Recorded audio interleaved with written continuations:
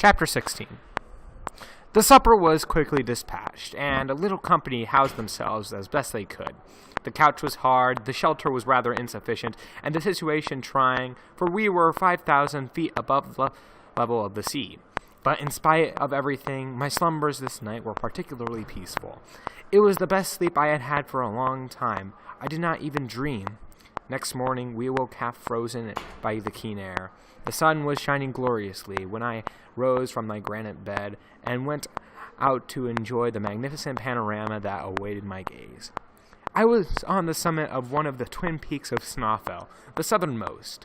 I commanded a view of almost the whole island. By an optical effect common to all of the elevations, the shores looked raised and the center depressed.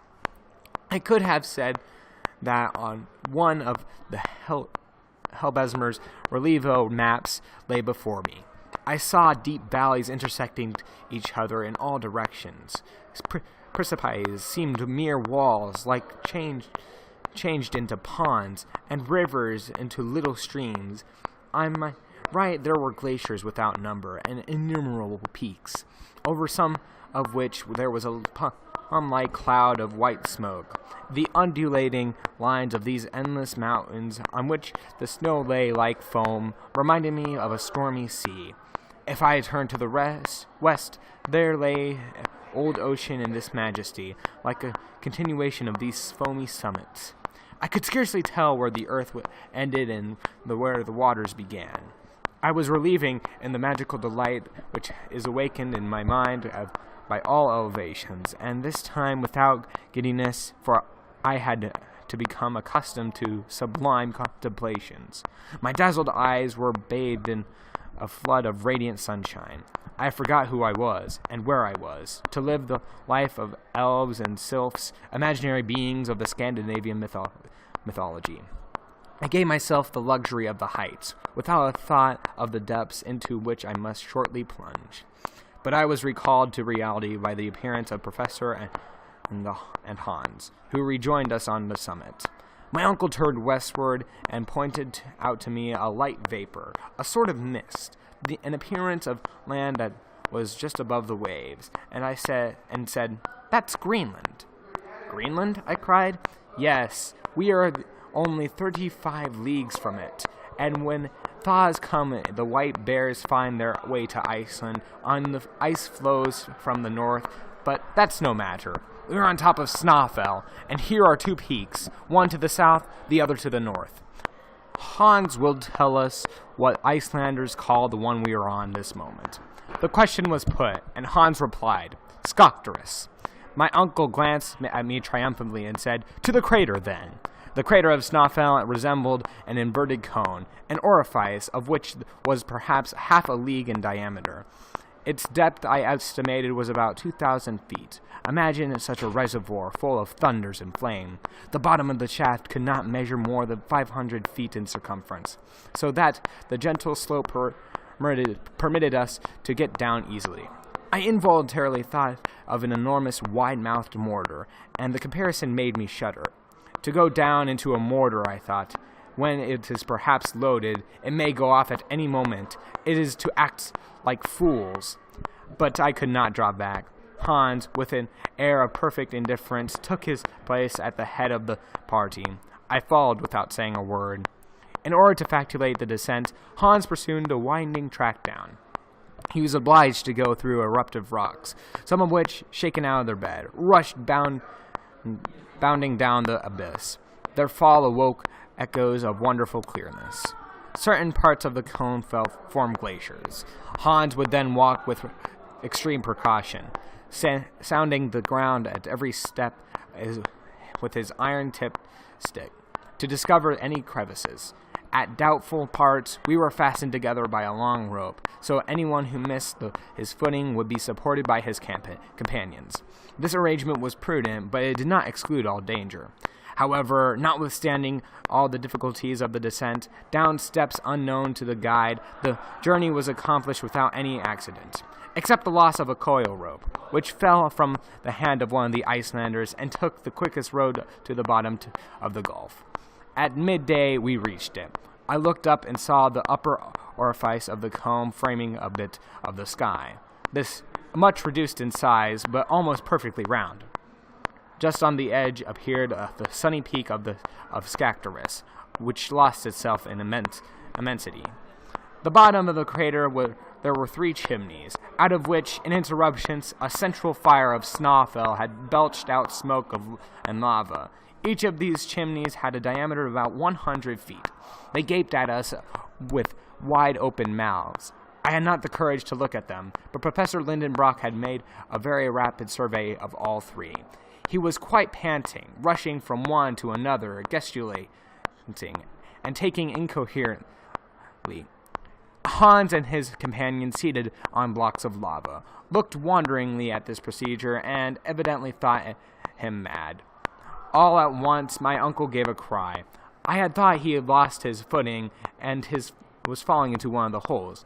But no, there he was with outstretched arms, his legs wide apart, standing in front of a granite rock, laid in the center of the crater like an enormous pedestal ready to receive a statue of Pluto. He was in the posture of a man who was stupefied, whose stupefaction will soon give us place to the wildest delights. "Axel, Axel," he cried. "Come, come." I ran to him. Neither Hans nor his companions moved. "Look," said the professor, and sharing at least his stupefaction, if not his joy, I read on the western face of the block in runic characters, eaten half away by time. "This thrice accursed name, Arn Secusum," cried my uncle. "Do you still doubt?" I made no reply, but went back to my seat in consternation. My evidence crushed me. How long I sat in my own reflections, I cannot say. All I know is that we looked up again, only Hans and my uncle were in the crater. The Icelanders had taken their leave and were now on their way down to the side of Snawfell and back to Strapi. Hans was sleeping quietly at the foot of a rock in a stream of lava, where he had improvised a bed for himself. My uncle was pacing about like a wild beast in a trapper's pit. I had neither the wish nor power to rise, and following the guide's example, fell into a troubled sleep, fancying I could hear the noises and feel the tremblings of the mountain. Thus passed the first night in the bottom of the crater. Next day, a gray, gloomy, heavy sky overshadowed the mouth of the cone. I did not know it so much by the obscurity as by my uncle's rage over it. I understood the reason, and a ray of hope dawned on me. This is why. Of the 3 routes open to us, only one had been followed by Secusum, and according to the learned Icelander, it was recognized to be by the particular fact mentioned in the cryptogram that the shadow of Scartaris would fall and softly over the edge of during the last days of June. The sharp peak might, in fact, be considered a gnomon or pin or an immense sundial whose shadow on the given day would point out the road or to the earth's center. Now, no sun, no shadow, and consequently no indication. It was the 25th of June now, and should the sky remain overcast for 4 days longer, our observation would still have to be deferred till another year. I cannot attempt to depict the wrath of Professor Lindenbrock. The day passed and no shadow appeared. Hans never stirred, though he must have asked himself what we were waiting for, if indeed he could ask himself anything at all. My uncle never once addressed me, but kept his eyes fixed on the gloomy sky. On the 26th, there was still nothing. Rain mingled with snow kept falling all day long. Hans made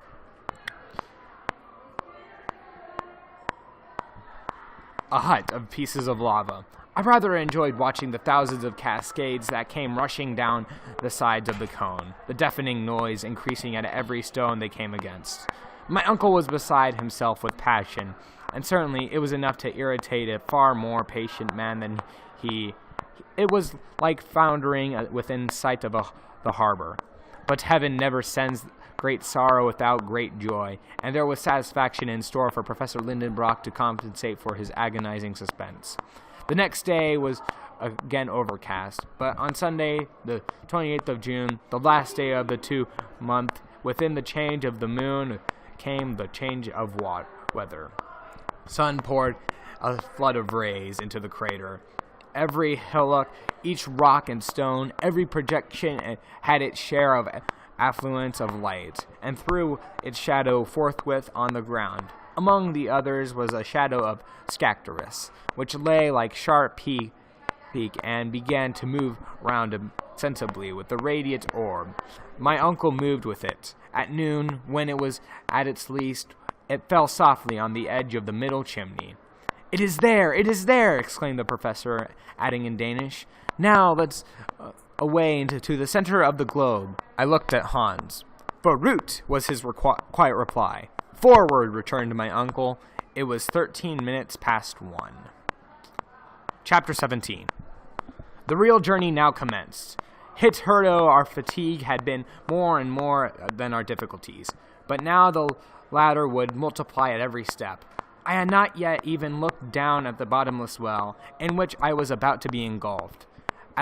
The moment had come. I must now take my part and enter in the enterprise, or refuse the risk.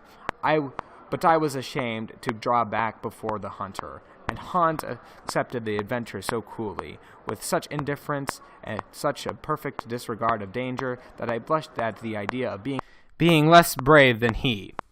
Had we been alone, I should have renewed my arguments, but in the presence of the guide, I kept silent.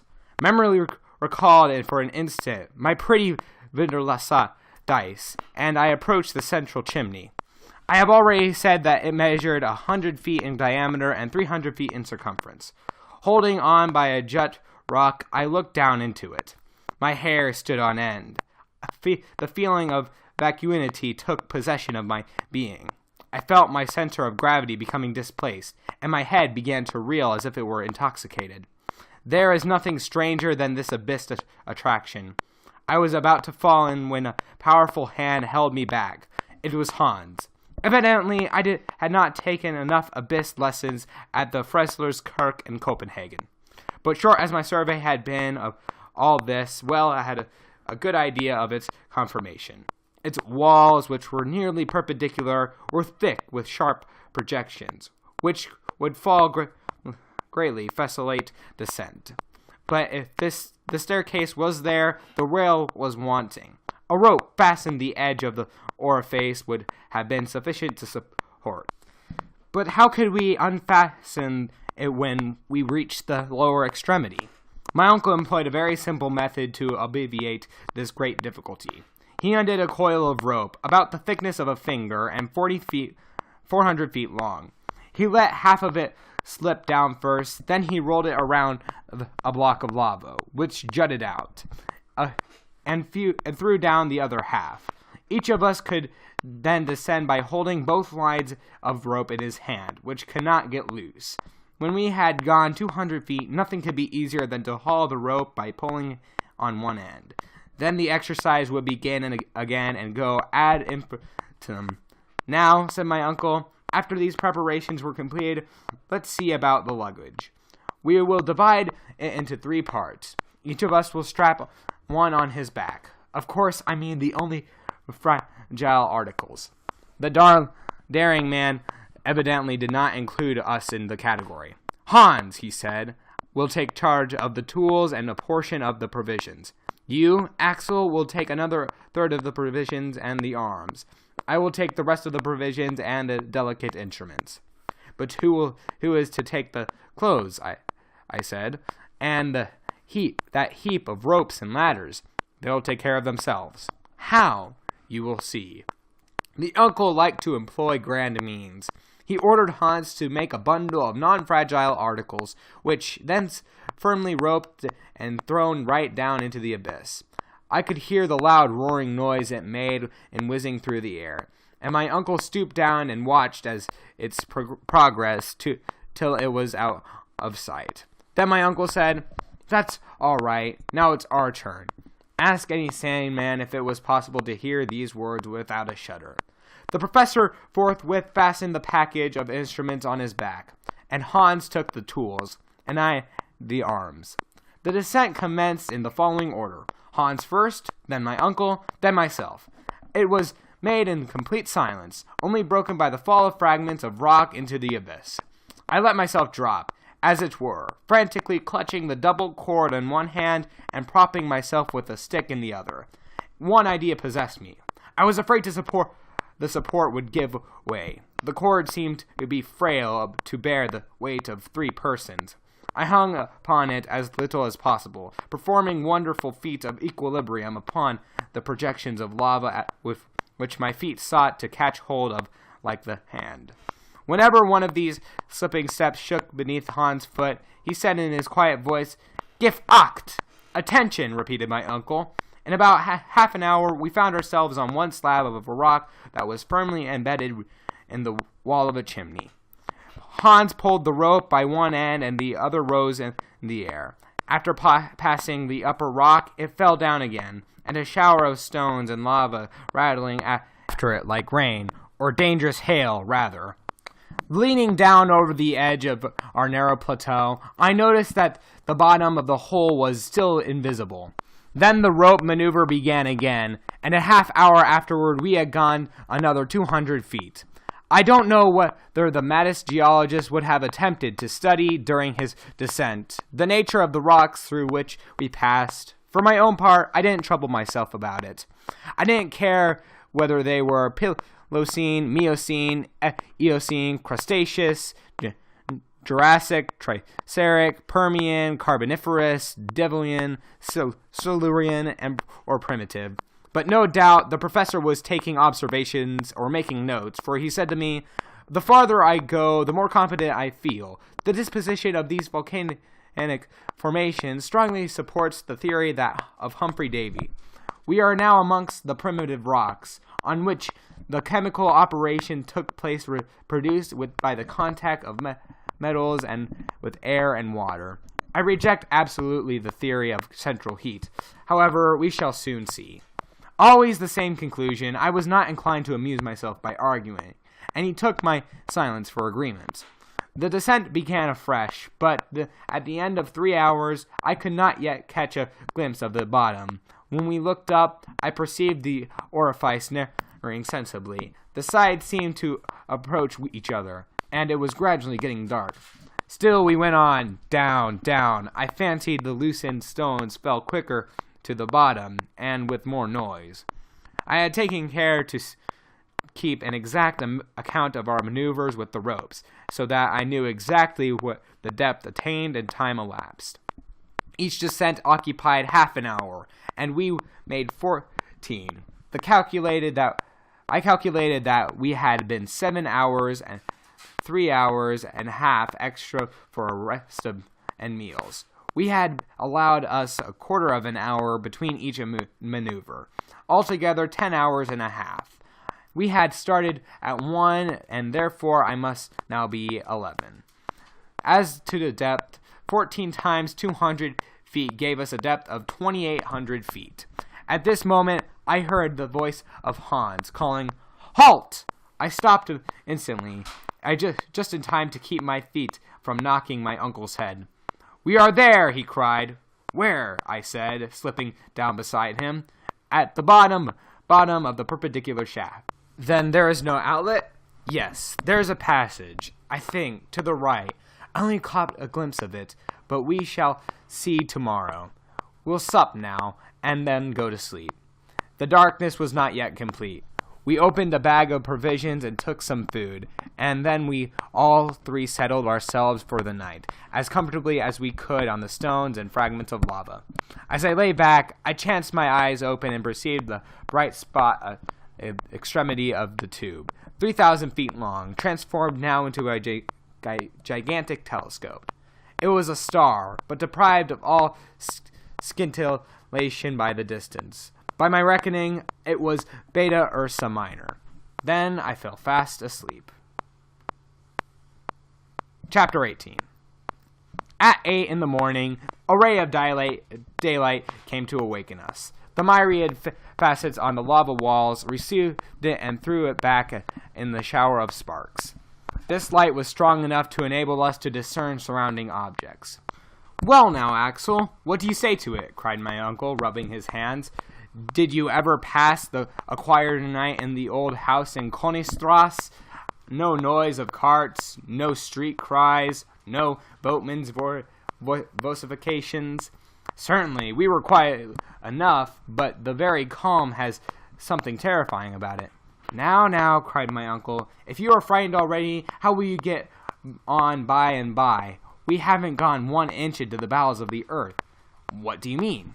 I mean, we have only reached the level of the island.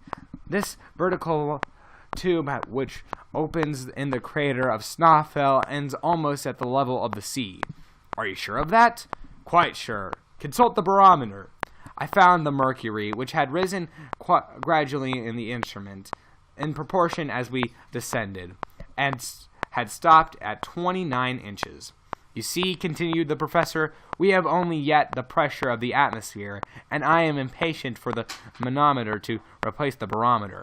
The barometer, in fact, would become useless. From the moment the weight of the air should exceed the pressure of the level of the sea. But, I said, isn't there reason to fear that this always increasing pressure will be very painful?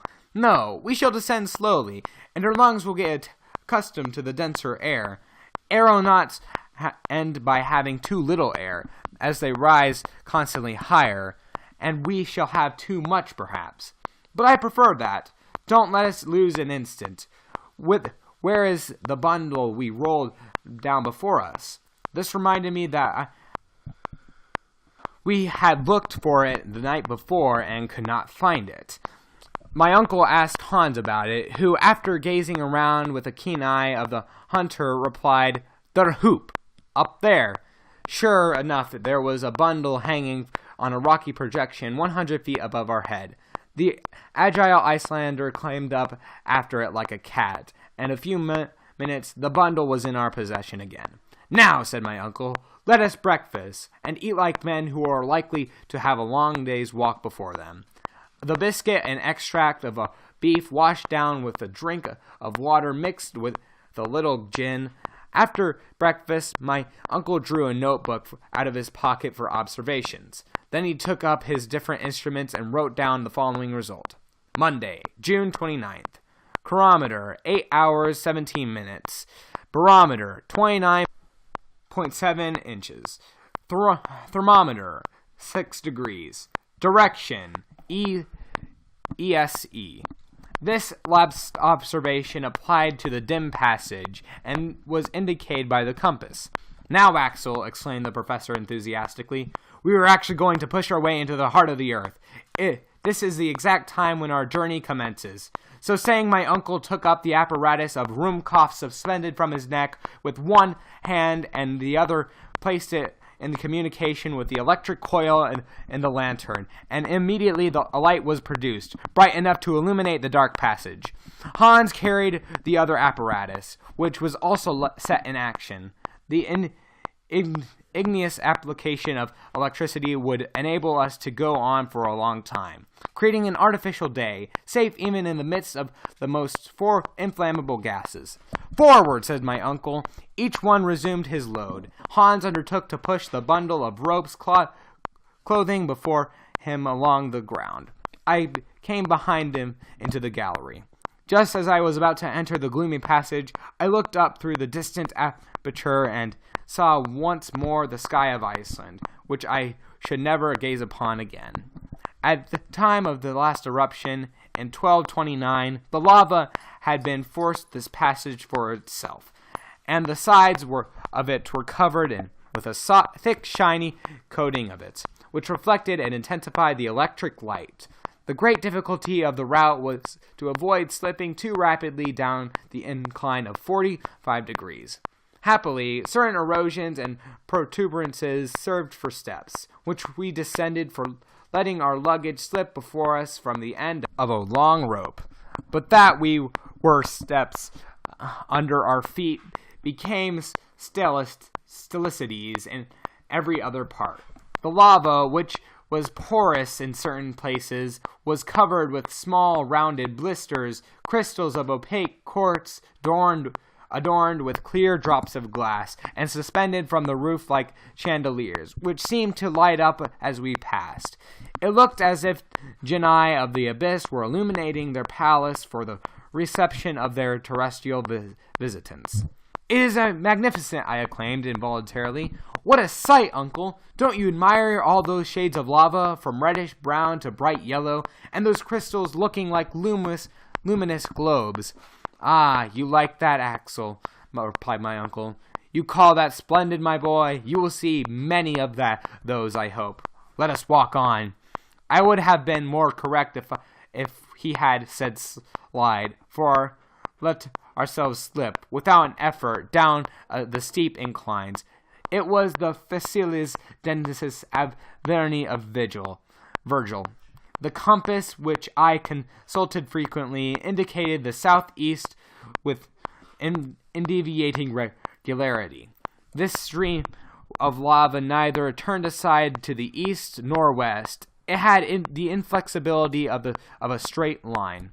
However, there was no sensible increase of heat. This supported the theories of Davy, and the more I was astonished, and when I consulted the thermometer. 2 hours after it had only marked 10 degrees, that is to say, an increase of 4 degrees. This authorized me to suppose that our descent was more horizontal than vertical. The depth reached might have easily been ascertained. The professor measured with exactitude the angles of deviation and inclination on the road, but he kept his observations to himself. At about 8 p.m., he gave the signal to stop. Hans sat down immediately. The lamps were hung up to a jutting piece of lava. We were in a sort of cavern, but the air was not deficient. Quite the contrary. Certain puffs of it reached us. What produced them? To what atmospheric disturbance must we attribute their origin? I did not care just now to pursue the subject. However, I was too hungry and tired to argue the question. A 7 hours descent involves considerable expenditure of strength. I was exhausted and rejoiced to hear the word "halt." Hans spread provisions for us upon a block of lava. We all ate heartily. One thing, however, made me uneasy. Our supply of water was half consumed. My uncle reckoned on replenishing it from subterranean springs, but hitherto not even one had appeared. I could not help drawing his attention to this fact. "Are you surprised at seeing no springs?" he replied. "Most certainly. What's more, I am very uneasy. We only have water enough for 5 days. Don't worry yourself, Axel. We'll answer it, for we shall find water, and more than what we want. And when? When we get out of this lava that envelops us. How can you think springs could burst through walls such as these? But perhaps this passage runs to a great depth. It seems to me that we have not made great progress vertically. What makes you think that? Because the heat would be much greater if we had penetrated very far through the crust. According to our system, replied the uncle. What is the thermometer? Scarcely 15 degrees. It only shows an increase of 9 degrees since we started. Well, what is your conclusion? This is my conclusion. According to the most exact observations, the increase of heat of the interior of the globe is 1 degree in 100 feet, but certain localities may modify this figure. For instance, at Yakutsk in Siberia, the increase is 1 degree in 36 feet. This difference evidently depends on the conducting power of rocks. I may add, too, that in the neighborhood of an extinct volcano and through Nice, it has been observed that the elevation of temperature was only 1 degree and 125 feet. Let us adopt this last hypothesis and calculate. Do so, my boy. Nothing is easier, I said, writing down the figures in my notebook. 9 times 125 feet make 1,125 feet of depth. That's it exactly. Well then, according to my observations, we are 10,000 below the level of the sea. It is possible. Yes, or it figures or no longer figures. The professor's calculations were exact. We had already exceeded by 6,000 feet the greatest depth ever reached by man, such as the mines of Kitzbühel in the Tyrol and those of Württemberg in Bohemia. The temperature, which ought to have been 81 degrees, was scarcely 15 degrees. This was certainly well worth thinking over.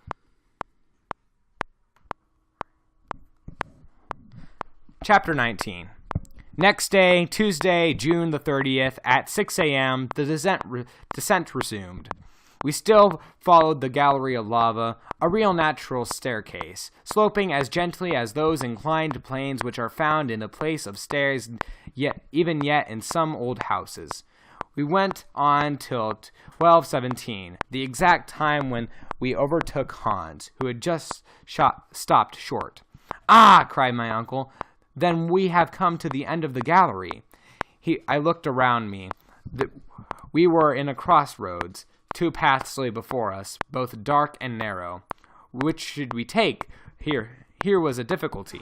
However, my uncle would not allow himself to show any hesitation before me or the guide. He pointed to the eastern tunnel, as soon we were all three treading it. Besides, we might have stood hesitating forever, for there was nothing to determine the choice. We were absolutely forced to trust to chance. The slope of the fresh gallery was scarcely perceptible, and its sections were very unequal. Sometimes a succession of arches would be disclosed, like the nave of a Gothic cathedral. The architect of the Middle Ages might have studied here for the forms of church architecture which start from the ogive. A mile farther we had to stoop our heads beneath the elliptic arches in the Roman style and massive pillars in the wall bent beneath the abundance of the arches. In the other places, this arrangement gave the low structures like beavers' huts, and we had to crawl along narrow tube-like passages. The heat was always bearable, but involuntary thoughts came over me of its intensity when the lava, ejected by Snaffel, rushed along by which the route was so now quiet. I imagined the torrents of fire dashing against the angles of the gallery, and the accumulation of heated vapors in this narrow channel. It is so to be hoped, I thought, that the old volcano may not take it into its head or to play his old pranks again. These reflections I did not communicate by Uncle Lindenbrock. He would have understood them. One thought was to get forward. He walked, he slid, he even tumbled over with a resolution that, after all, was worth admiring. At 6 p.m., after not a fatiguing walk, we had made 2 leagues south, but were scarcely a quarter of a mile deeper. My uncle gave the signal to rest. We ate without talking much, and went to sleep without thinking much. Our preparations for night was very simple.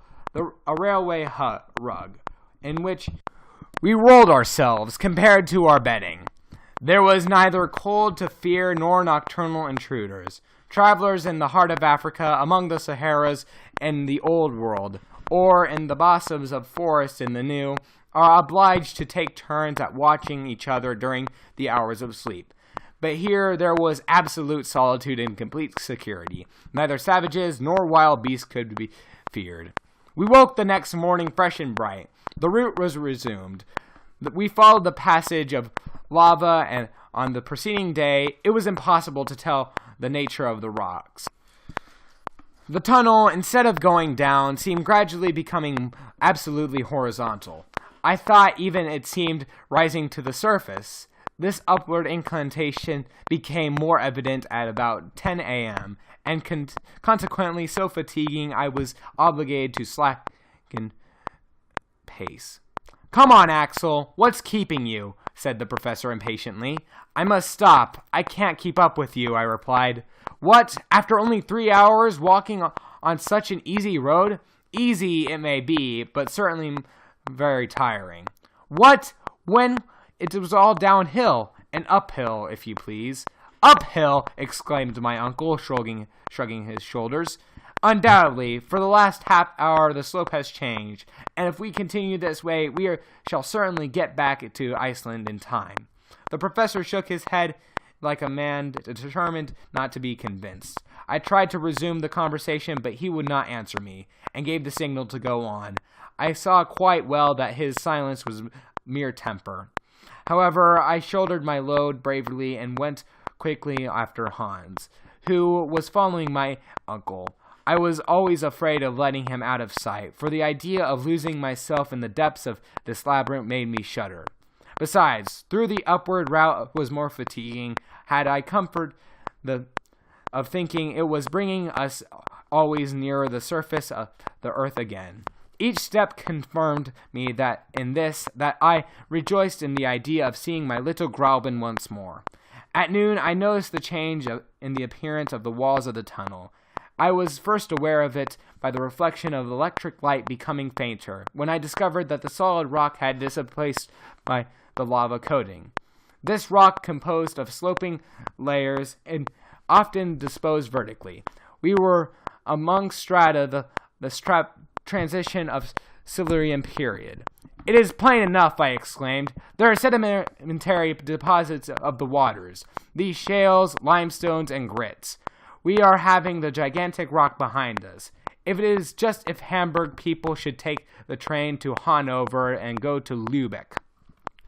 I had better have kept my observations to myself, but my geological temperament got the better of my prudence, and my uncle heard my exclamation.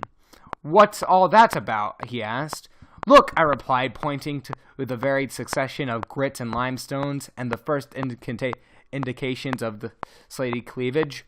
"Well, we have reached the period when the first plants of animals appeared." "Ah, so what you think? Look for yourself and examine carefully." I made him turn his lamp on so to throw the light on the wall. I expected some outburst, but he did not make the slightest remark and walked on. Had he understood me or not?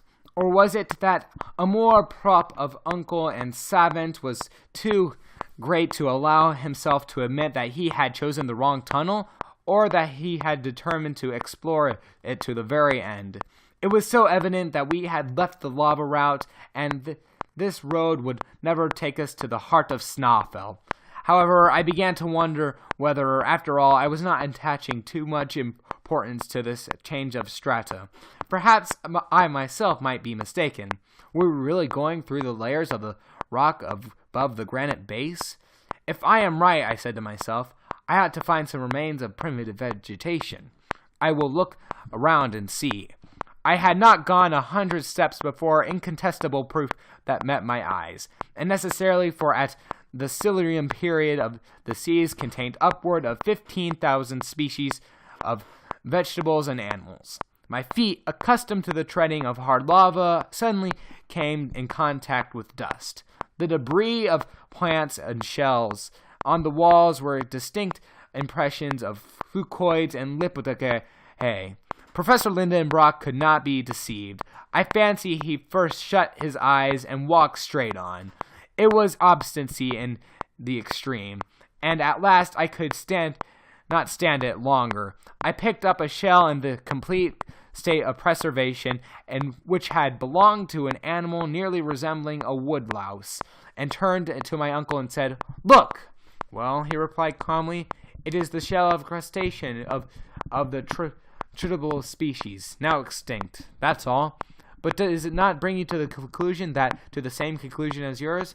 "Yes, perfectly so. We have left the granite rock and the lava passage. It is possible I may have made a mistake, but I shall not be sure of it until we reach the very end of this gallery." "You are quite right," said Uncle. "I should approve your intention, if we are not threatened with the danger which becomes each moment more imminent." "And what is that?" "We want of water." Well, we must put ourselves on rations, Axel." Chapter 20. And this, indeed, we were forced to do. Our provisions would not last 3 days longer. I saw that when supper time came, and unhappily we had little hope of meeting with a spring in the transition system. All next day, we continued our course through an interminable succession of arcades. We walked on without saying a word. The taciturnity of Hans seemed to have infected us. The path was not rising now, at least not sensibly. Sometimes it appeared even to slope, but its tendency, besides being very slight, could not reassure the professor, for the nature of the layers remained unmodified, and the transition period became more distinct. Electric lights made schist and limestone and old red sandstone sparkle magnificently. We might have thought ourselves examining some excavations on Devonshire, a country which gives its name to this series. Specimens of magnificent marbles clothed the walls, some a gray agate, fantastically streaked with white, others of rich crimson or yellow, with red patches.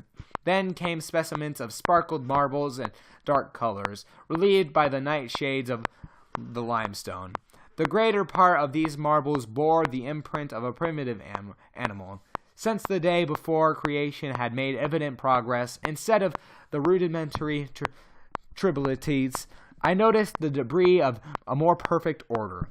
Among others of fishes, the ganoids, and the sauropodia, in which the paleontologists have sought to discover the earliest forms of reptiles. The Devonian seas were peopled with large number of animals of this species. They deposited them by thousands in the rocks of a new formation.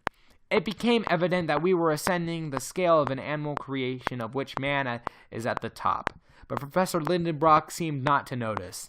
He was expecting one of two things, either that a vertical well would open below his feet and allow him to resume his descent, or some obstacle would prevent him from continuing this route. But evening came, and neither hope was realized. On Friday, after a night during which I began to feel torment of thirst, our little company again plunged into the windings of the gallery. After 10 hours of walking, I noticed that the reflection of our lamps on the walls had strangely become fainter. The marble, the schist, the limestone, and the sandstone of the walls gave way to dark, dull lighting. Just then we came to a very narrow part, and I leaned my left hand against the wall, and when I removed it, I saw it was quite black. Looked closer. We were in a coal mine. A coal mine, I explained. A mine without miners. Indeed. Who knows that? I know it, said the professor curtly. I am certain that this gallery through the coal pits has not been bored by the hand of man, but whether it is nature's work or not is nothing to me. It is supper time. Let us sup. Hans prepared the meal. I scarcely ate anything, and drank a few drops of water that fell into my share. On our guide's gourd, that was only half full, was all that remained to quench the thirst of 3 men. After the repast, my companions laid down their rugs and found the remedy for their fatigues in sleep. But I could not close my eyes, and counted the hours till morning.